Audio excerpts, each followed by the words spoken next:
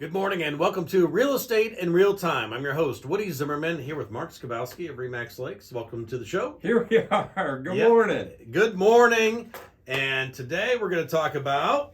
Well, let's talk about sellers that have an accepted offer on their house, and guess what? Now you're buyers. Now you're a buyer. Now you're a buyer. Okay. So, you took advantage of the market where it's at, the prices where they are, you priced your house right and all of those things, and you got you had multiple offers, and Yes. you accepted the highest offer, and things are going great. Things are going great. They waived the inspection contingencies. Yep. It was cash. They love All your you're doing home. is Yep. waiting to close. Yeah, you got Now what? the big big money in your pocket. You're not quite yet. Well, okay. But you got it accepted. Yeah, okay. Right? You're just waiting to close. Yep. Now what?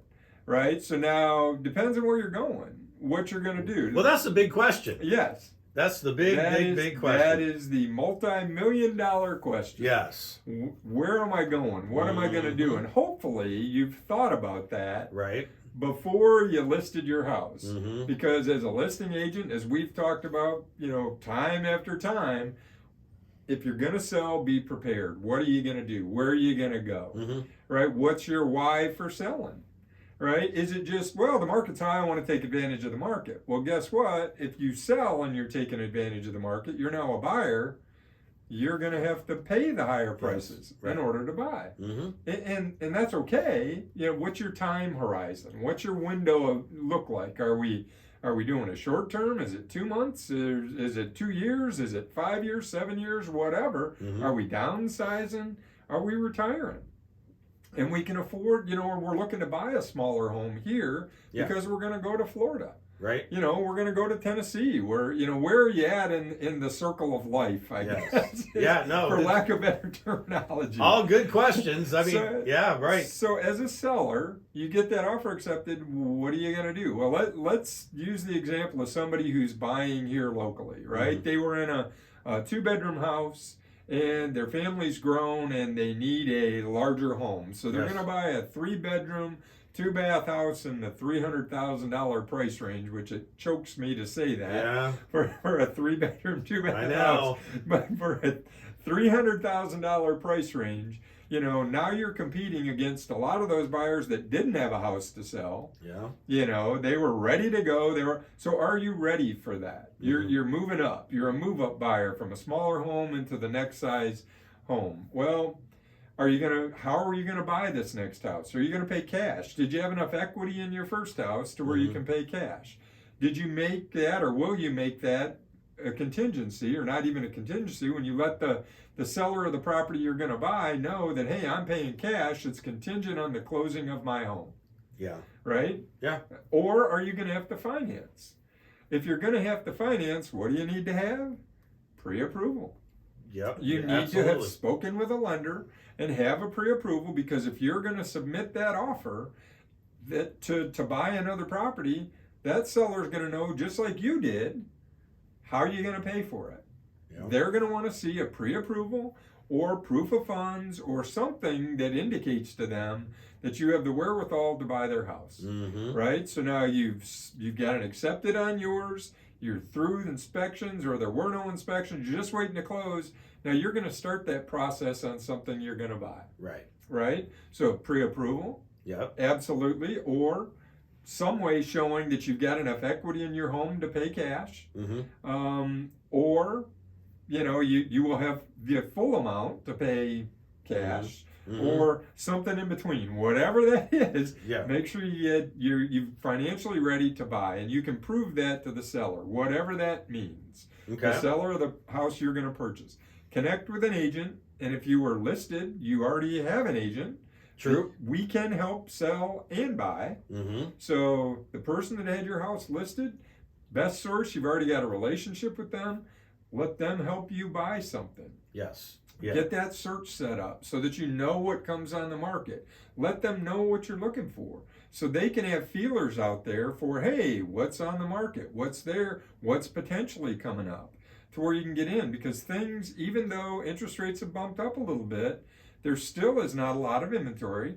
Prices are still high, but and things are sitting a little bit longer, a couple of days, Are not they? 1 day. Okay. A Okay. couple of days, not 1 day. Yeah.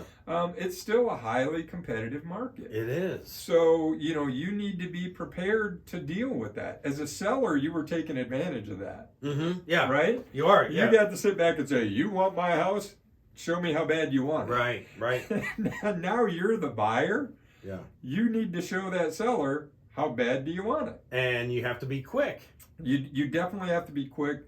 We used to think of, back in the bad times, houses that sit on the market 6 months. Oh yeah. Over the last couple of years, it's under 30 days, and they're under contract and closing. Mm-hmm. So is it going to go to where it's going to be, hey, I've got 90 days to find a house? Not necessarily. No. But you've accepted that offer. Now you're buying. What's your plan? And I guess Mm-hmm. that's the whole purpose of today's show. Yeah. Well, no, but those are great. I mean, I've had this. Those are great questions. I've had this conversation time and time Yeah. and time again. Because I lived in a more of a historic neighborhood, and so I've talked with my neighbors about this, and it's like, and everybody on my street's like, well, I should probably sell because I Right. could get so much for my Right. house, but where am I going to go? That's the key question. Where am Yeah. I going to go? All right, so you're going to hear more about this topic coming up next. You're listening to Real Estate in Real Time.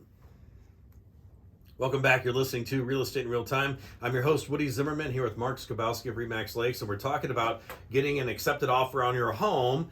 And so, you're taking advantage of the higher prices. Absolutely. You're going to pay a higher price. Yep. You're taking advantage of the higher prices, so you get an accepted offer. So, boom, you're getting a big check for your property. But now what? Now you're going to buy something. You're going to buy something. And there's a lot of scenarios that can happen. And as an agent, with experience, hopefully we've experienced all of the pitfalls that could come up, but I learn a new one practically every day, right? Stuff comes up. Yeah. And it's like, well, how could that happen? We've had, buyers, in order to win a multiple offer situation. Mm-hmm. So they'll cash. They've got proof of funds. Things go along. Interest rates have bumped up now, right? They're 5%. Yeah, they are. May not see this where people switch from cash to financing, but I've had it happen. Mm-hmm. I had somebody win a multiple offer situation with cash. 2 weeks into the process, no inspections, right? We think we're selling in 30 days, it's cash. Yep. 2 weeks into the process, the buyer's agent contacts me and says, oh, they're going to finance now versus going cash. Well, but that's kind of going against the contract. It's going against the contract. And there's a lot of questions to ask, which we did. Yeah. Is there going to be an appraisal? Do I want to do that? Now, the seller is actually in a negative position at that point because they were the hottest, newest thing on the market. Yep. 2.5, 3 weeks in, all of a sudden, to go back on the market, is that where you want to go? No.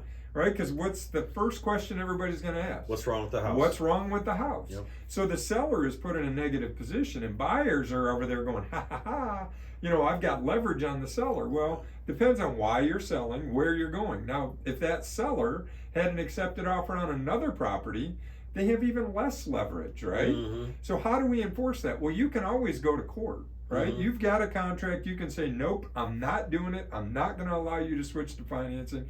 The buyer says, great, I'll back out, keep my earnest money.